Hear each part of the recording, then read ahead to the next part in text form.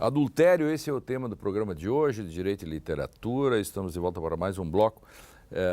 E quero falar também sobre a ciência jurídica de seus dois maridos, do Vará, na sequência. Mas antes disso, eu tinha prometido, e promessa é dívida, um pequeno trecho do Otelo, né, com Orson Welles, né, que é uma magnífica interpretação, 30 segundinhos, e o nosso telespectador, quem ainda não viu, fique instigado para procurar no YouTube, algum lugar, em fitas de vídeo, o Otelo do Shakespeare, ou ler o próprio texto.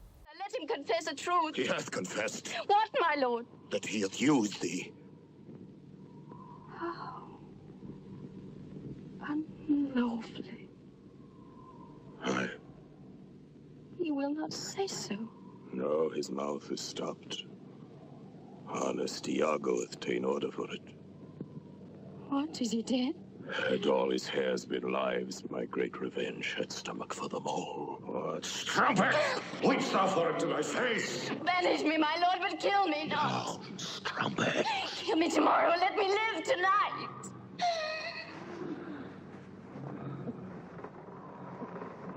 It is too late. Então, Otelo traz um outro componente, né? Otelo vincula o adultério ao ciúme. Né? Perfeito, isto. E aí nós podemos perceber porque é que muitas pessoas, quando se defrontam com a necessidade de dar o seu palpite, a sua opinião, ou eventualmente até julgar o comportamento de alguém, né, recorrem, né, ao seu sentimento ciumento para dizer assim, não pode fazer uma coisa dessas, né? E emitir um julgamento que é um julgamento altamente moralista, né, a respeito da fidelidade ou da infidelidade, né? Então, nós temos aí esse componente diferente que é o adultério acrescido do seu motor de reação, né, que é o ciúme, que vai estar também lá no Bentinho, evidentemente, né? Então, quando a gente fala da Madame Bovary, a gente diz que Madame Bovary serviu de inspiração para outros dois textos românticos, realistas, que também trabalham o adultério, que são o Primo Basílio, do S, né? E Dom Casmurro, do Machado de Assis, né? Então, as mulheres traidoras, além da Ana Karenina, né? Do Tolstói.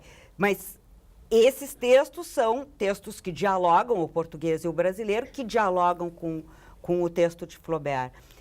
Com a grande diferença do texto do Machado de Assis, que é a escolha por um narrador que é a própria vítima da traição.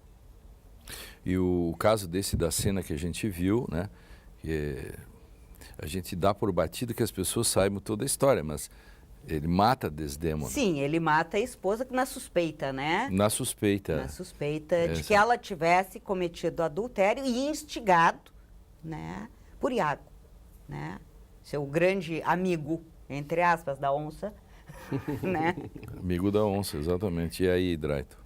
Eu vou esperar que o Fábio queria trazer um aspecto novo. Sim. Então, na realidade, a questão que envolve justamente o que é o adultério, acho que está diretamente relacionado ao que nós estamos discutindo, né? Que juridicamente o adultério é uma relação de traição física.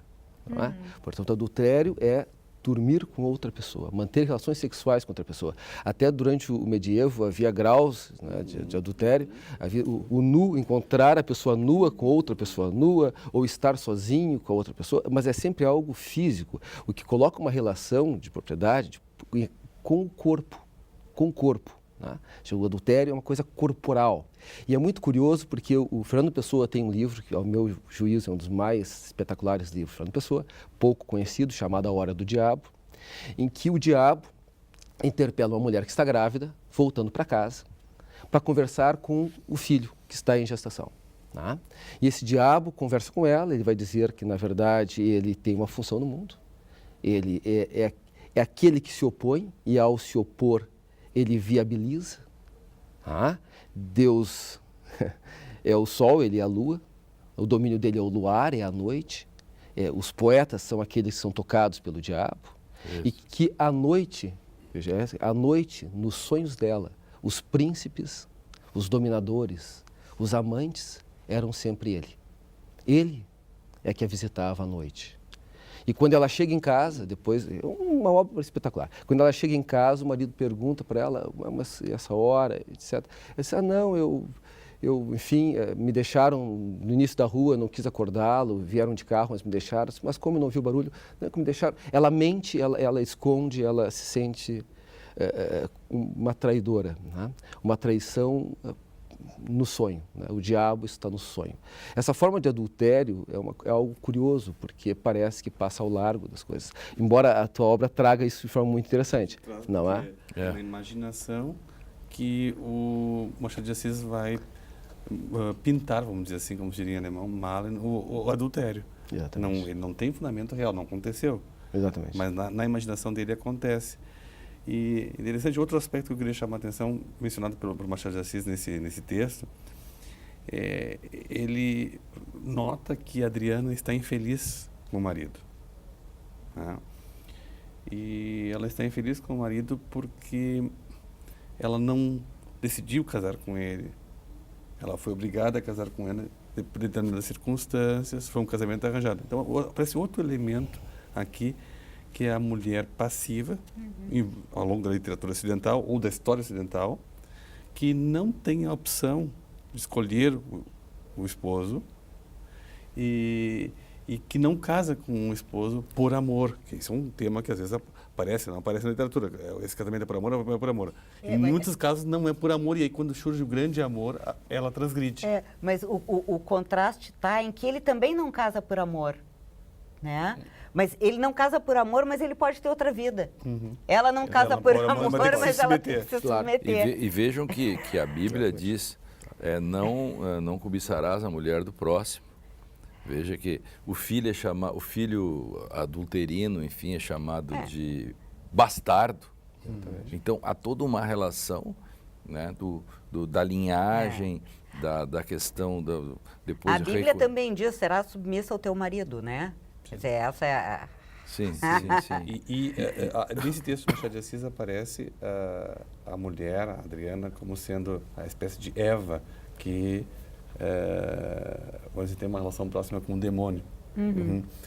Então, esses motivos bíblicos, eles permeiam a literatura ocidental, por sinal, não dá para entender literatura ocidental sem esse background religioso, mas também aparece a imagem no Novo Testamento, quem não tiver pecado, atire a primeira pedra. Então, ali há essa ordem social que devia ser mantida, ela entra em choque com essa palavra de Jesus Cristo, dizendo assim, quem não tiver, esses homens aí, quem não tiver pecado, atire a primeira pedra na adúltera. Então, há textos bíblicos também que tem confusão necessária. Em favor da Bíblia, tem que trazer essa interpretação do Drayton, né, que é a nós questão. vamos receber também cartas e e-mails dos nossos telespectadores. Exatamente. E hoje tem gente já falando em poliamor. Sim. Veja como as coisas vão indo, né? Até essa discussão foi esses dias, eu acho que ao CNJ, parece que os cartorários não são obrigados a registrar poliamor, algo assim. O poliamor seria o sujeito com vários homens ou várias mulheres, ou tudo entrecruzado entre si. Para o público em geral, assim, o filme Eu, Tu, Eles, com Regina Casé, né? Aparece bem essa relação. Mas o tema do adultério está muito presente no Machado. Eu estou lembrando aqui de Missa do Galo, A Carteira, A Cartomante. A Cartomante. Né? A questão do adultério está presente, né? Agora, tem um conto do Machado que eu acho fantástico, né? Que é o Relógio de Ouro. O Relógio de Ouro é um Luiz Negreiros, olha o nome, Negreiros, que é casado com a Clarinha. Ele é negreiro e ela é a Clarinha. Bom, e ele chega em casa e descobre no quarto um relógio de ouro, que não é dele, de ninguém que ele conheça, e fica se perguntando o que é aquele relógio de ouro e aquela corrente estão fazendo ali. Vai procurar a esposa está lá lendo um livro, ele pergunta, ela diz que não vai responder, ele já imagina que é de um amante dela, aí chega o sogro, E o sogro lembra ele que ele fará aniversário no dia seguinte. Aí ele pensa, bom, a Clarinha comprou de presente para mim. Fica todo feliz, né? Começa a tratar melhor a Clarinha e a Clarinha continua amuada, não tá bem, o sogro vai embora, ele vai pedir perdão para a Clarinha começa a chorar, ele diz, tu compraste de presente para mim? Sim, não. Aí ele tem um acesso de fúria de novo, então não era presente, isso é de um amante dela, né? Quando finalmente no desfecho do conto, na cena final do conto, ele está prestes, ameaçando matá-la, e ela diz assim, isto foi entregue aqui hoje, este relógio foi entregue aqui hoje, com esta carta. E é um bilhete da amante do Luiz Negreiros para ele. É o presente de aniversário. Então, o Machado brinca nesse conto com as reações, com a representação das reações masculina e feminina, o furor masculino, a vitimização feminina diante do adultério. É um conto que vale a pena ler. Hoje a Henriette se superou. Hoje, modéstia às favas, né, tem que dizer. A Henriette hoje matou a pau, como se diz, né? E essa fala tem a ver com o contexto da monogamia. Nós falamos antes porque há sociedades que não foram monogâmicas e que não são monogâmicas, onde há poligamia, e o verbo gamel em grego ele tem uma peculiaridade. O sujeito do verbo gamel em grego só pode ser masculino. Então, X desposa Y. X é sempre masculino. Não existe a possibilidade de a mulher desposar o homem. Em alemão, por exemplo, só pode se comutar, em português também. E aí tem a poliandria, vários homens e uma mulher, ou a poliginia, várias mulheres e um homem. Então, já que o Fábio trouxe essa questão da definição de adultério, né, nós temos que ter presente aqui que a noção de casamento monogâmico, né? Claro. Da fidelidade, essa é mencionada pela Henriette. Pois é. Então, que para nós para nós é fundamental em termos históricos e legais, porque no Código Penal o que se busca tutelar é a família. Ou seja, o adultério era um crime contra a família. Se nós pensarmos, a questão da herança, tudo gira em torno de uma ideia de uma família monogâmica.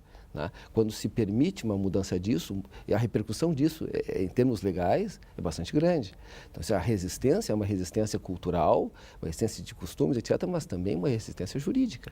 E também lembrando, aqui que é um dos que eu gosto, que eu falei antes, que é a novela de Um Curioso Impertinente, que é um pedacinho um dos contos que estão dentro, um capítulo do Cervantes, né? Dom Quixote.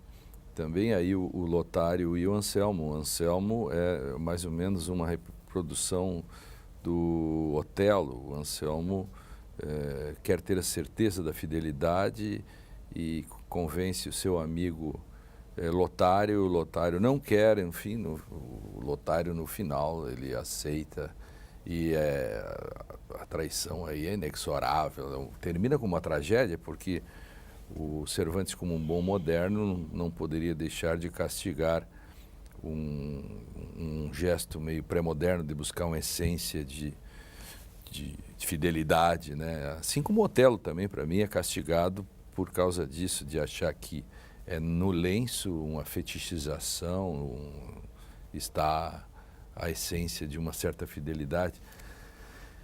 Vamos para um rápido intervalo e no último bloco do programa a gente continua a discussão sobre adultério, falando mais um pouco sobre os desafios atuais desta temática. Já voltamos.